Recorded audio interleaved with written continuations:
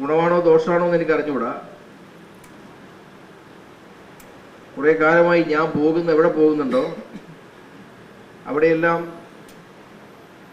ഈ ചാനലുകാർ നല്ലതുപോലെ എന്നെ സന്തോഷിപ്പിക്കാറുണ്ട്.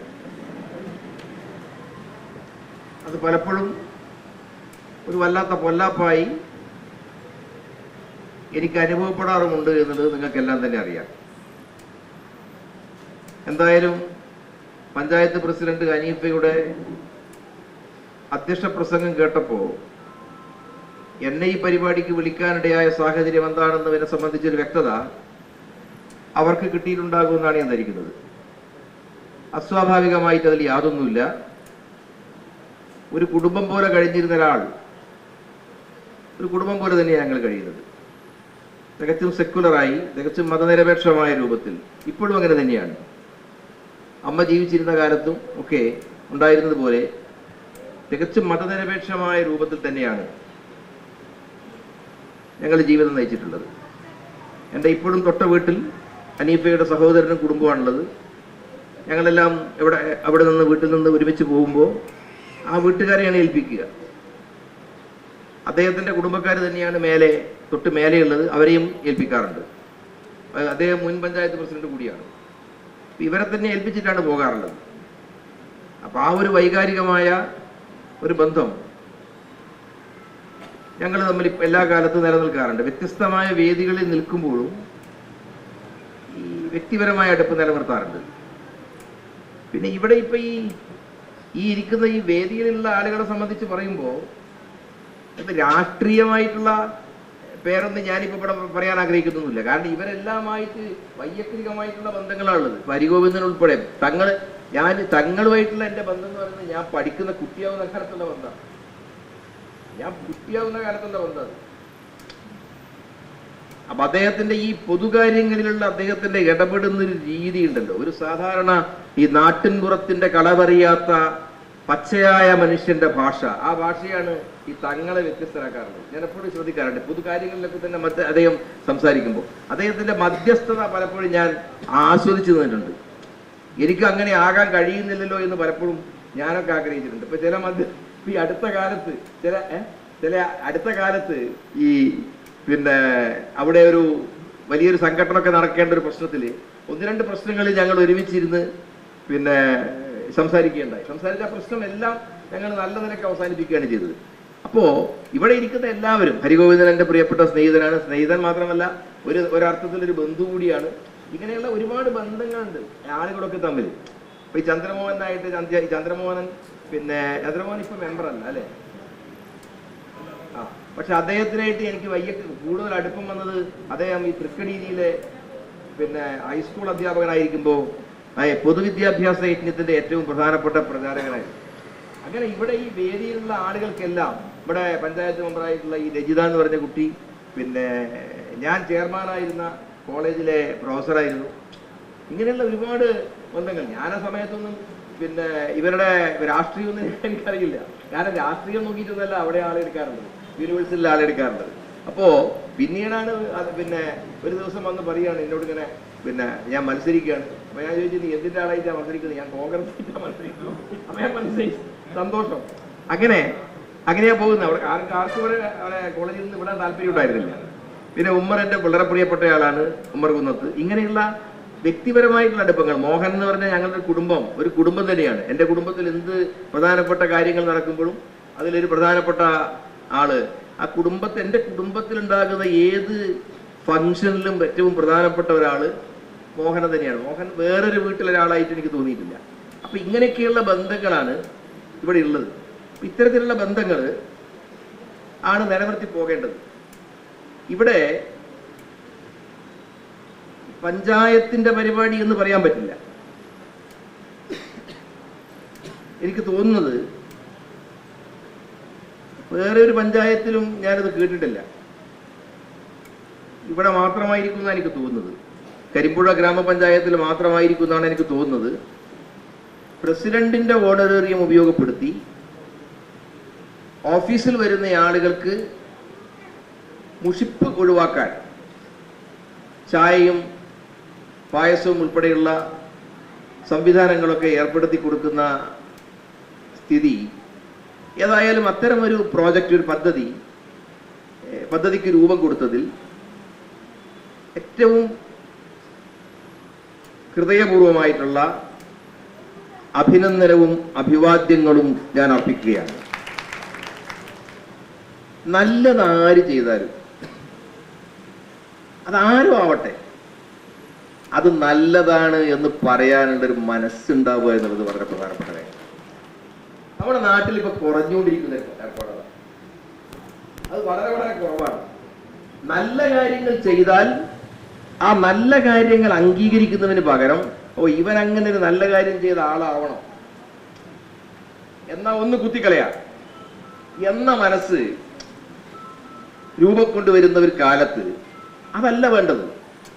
ആരും ആവട്ടെ, നല്ല കഴിവുള്ള ആളുകളെ അംഗീകരിക്കാനും പ്രാപ്തരായ ആളുകളുടെ പ്രാപ്തിയെയും കഴിവിനെയും അംഗീകരിക്കാനും അവർ ചെയ്യുന്ന നന്മകളെ മനസ്സിലാക്കി അതിനെ അനുമോദിക്കാനും അംഗീകരിക്കാനും കഴിയുന്ന ഒരു മനസ്സ് സമൂഹത്തിൽ പൊതുവെ രൂപം കൊള്ളേണ്ടതുണ്ട്. അതില് ആളുകളെ പ്രശംസിക്കുമ്പോൾ അവരേത് രാഷ്ട്രീയ നിലപാട് സ്വീകരിക്കുന്നു, അവരേത് സാമൂഹ്യ വിഭാഗത്തിൽ പെരുന്നയാളാണ്, അവരുടെ കക്ഷി ഏതാണ്, രാഷ്ട്രീയം ഏതാണ് എന്നൊന്നും നോക്കേണ്ട കാര്യമില്ല എന്നാണ് എൻ്റെ അഭിപ്രായം.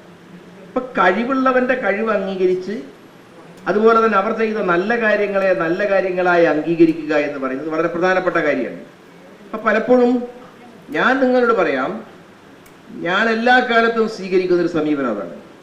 ഞാനിപ്പോ ഈ അടുത്ത കാലത്തൊരു ഇന്റർവ്യൂവിൽ ഞാൻ പറഞ്ഞു, ഏത് കാര്യത്തെ സംബന്ധിച്ചും എനിക്ക് വ്യക്തമായ നിലപാടുണ്ട്. എല്ലാ കാലത്തും എനിക്കൊരു നിലപാടുണ്ട്. എന്റെ നിലപാടുകൾ സുവ്യക്തവുമാണ്. ഏത് പ്രശ്നമാവട്ടെ, ആ നിലപാടുകൾ പരസ്യപ്പെടുത്താനും ആ നിലപാടുകൾ വെട്ടിത്തുറന്ന് പറയാനും നാളിതുവരെ ഒരു ഭയവും എനിക്കുണ്ടായിട്ടില്ല. ഇത് കുഞ്ഞുനാൾ മുതൽ പഠിച്ചിട്ടുള്ള ഒരു സ്വഭാവം.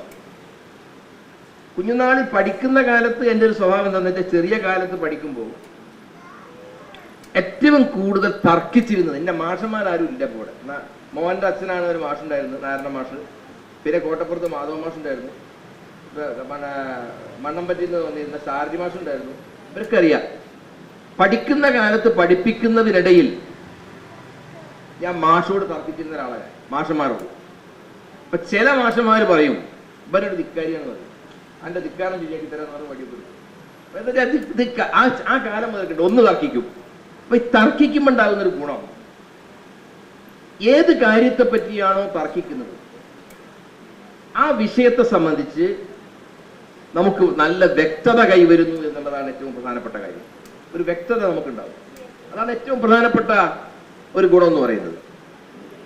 ആ കാലം മുതൽ നിലപാടുകൾ എടുക്കുന്നതിലും നിലപാടുകൾ ഉയർത്തിപ്പിടിക്കുന്നതിലും അത് സമൂഹത്തെ അറിയിക്കുന്നതിലും ഒരു പ്രയാസവും നാളിതുവരെ എനിക്കുണ്ടായിട്ടില്ല. പിന്നെ ഒരു വേദിയിൽ കയറി നിന്ന് സംസാരിക്കുമ്പോൾ സ്വാഭാവികമായിട്ടും ഇങ്ങനെ കാര്യങ്ങൾ ഇടയ്ക്ക് കുറച്ച് അധികം സമയം എടുത്തിട്ട്, ഇവിടെ ഞാൻ അധികം സംസാരിക്കാൻ ഉദ്ദേശിക്കുന്നില്ല, ഇതൊരു അനുമോദന ചടങ്ങാണ്. സാധാരണഗതിയിൽ ഒരു വേദിയിൽ പങ്കെടുത്തുകൊണ്ട് സംസാരിക്കുന്ന നേരം നമ്മളിങ്ങനെ പല കാര്യങ്ങളും പറയുന്ന കൂട്ടത്തിൽ പലതും പറഞ്ഞു പോകുമല്ലോ. അതിൽ ഏതാണ് എനിക്ക് അപകടം എന്ന് നോക്കി അത് മാത്രം കൊടുക്കുന്ന, എന്നെ സ്നേഹിക്കുന്ന മാധ്യമ പ്രവർത്തകർ ധാരാളമുള്ള നാടാണ് നമ്മുടെ നാട്.